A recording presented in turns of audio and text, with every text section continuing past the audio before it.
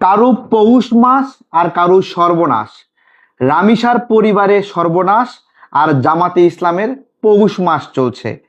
দেখেন, আমি সন্দেহ করছিলাম যে এই কাজটি জামাত শিবির করবে এবং তাই করে ফেললো। দেখেন, ধর্ষকের সঙ্গে আমিনুল ইসলাম সাহেবের ক্রীড়ামন্ত্রী তার ছবি বানিয়ে দিয়ে একটা গুজব ছড়াই দিল। এবং আমরা যখনই সংহতি জ্ঞাপন করে, দুঃখ জ্ঞাপন করে, শোক জ্ঞাপন করে পোস্ট করছি, লেখালেখি করছি, প্রতিবাদ জানাচ্ছি ন্যায় বিচারের জন্য, সেই সময় জামাত শিবির এই পোস্টারটা এইভাবে প্রচার করছে। জামাতের একজন অ্যাক্টিভিস্টের পেজে এটা দেওয়া হয়েছে।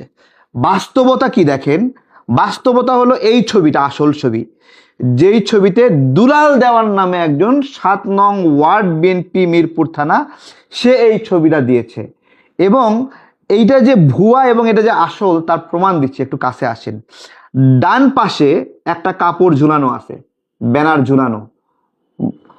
এই ছবিতেও ডান পাশে ব্যানার ঝুলানো আছে।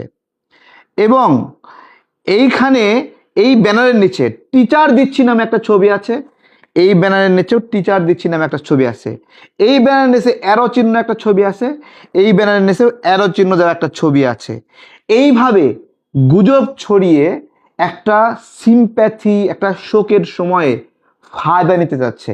এবং এনসিপিতে সদ্য নিয়োগ পাওয়া, সদ্য যোগ দেওয়া ইসহাক সরকার সরাসরি বক্তব্যের মাধ্যমে বলতেছে, গুজব ছড়াচ্ছে যে এইটাতে বিএনপির নাম জড়িয়ে রয়েছে এবং বিএনপি নেতা এই কাজটা করেছে। তাহলে এই ইসহাক সরকার কিন্তু পাথর দিয়ে মানুষ হত্যা করার জন্য তাকে বিএনপি থেকে বের করে দেওয়া হয়েছে। এবং সেই ইসহাক সরকার, খুনি ইসহাক সরকারকে এখন এনসিপিতে নিয়ে নিয়েছে এনসিপি। এখন যদি এনসিপির এই নেতা ইসহাক সরকারকে আইনের আওতায় নিয়ে আসেন, তাহলে বলবে যে বাক স্বাধীনতা লঙ্ঘন হচ্ছে, অথচ সে কিন্তু হত্যার সঙ্গে অভিযুক্ত। তার ইন্ধনে, তার উস্কানিতে এই হত্যা হয়েছে বলে বিএনপি তাকে দল থেকে লাথি মেরে বের করে দিয়েছে। আজকে এই হত্যাকাণ্ড, এজন্য বলছিলাম কারো পৌষ মাস কারো সর্বনাশ। গুজব ছড়িয়ে ছড়িয়ে একটার পর একটা ধরা খাচ্ছে। আপনাদের মনে আছে কি বলেছিল? শাপলাকলিতে ভোট দেওয়ার জন্য একটা নারীকে ধর্ষণ করা হয়েছে। প্রথমে বলল গণধর্ষণ করা হয়েছে, পরবর্তীতে বলল না ধর্ষণ করা হয়েছে, এরপরে বলল ধর্ষণের চেষ্টা করা হয়েছে। শাপলাকলি কি মাথার চুল হয়ে গেছে যে সেইটা ভোট দেওয়ার জন্য তাকে ধর্ষণ করতে হবে? বাস্তবতা ছিল হান্নান মাসুদ ওখানে জয়ী হওয়ার পরে জামাত শিবির, বিএনপি নেতাকর্মী, আওয়ামী লীগ নেতাকর্মী তাদের বাড়িঘর ভেঙে তছনছ করে দিয়েছে। এটা হলো বাস্তবতা। সেখানে দেখাচ্ছে কি, গতকালকে যে গুজবটা ঘটালো নাসির উদ্দিন পাটোয়ারি নিয়ে, কি গুজব ঘটালো? এবং আসিফ কি বলতেছে, ওর চেয়ে বড় সন্ত্রাসী আর কেউ হবে না। চিন্তা করতে পারেন কি বললো?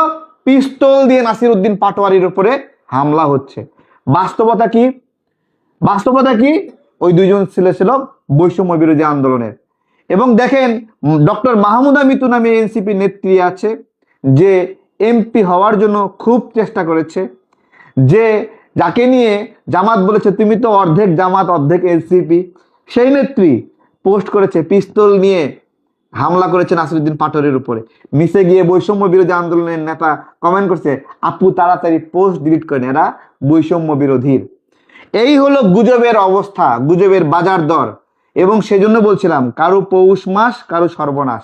যেই সময়ে রামিসার বাবা মা কাঁদছে, কবর দিচ্ছে, কুলখানের আয়োজন করছে, আর সেই সময় সাবাসকনের দল এইভাবে গুজব ছড়াচ্ছে।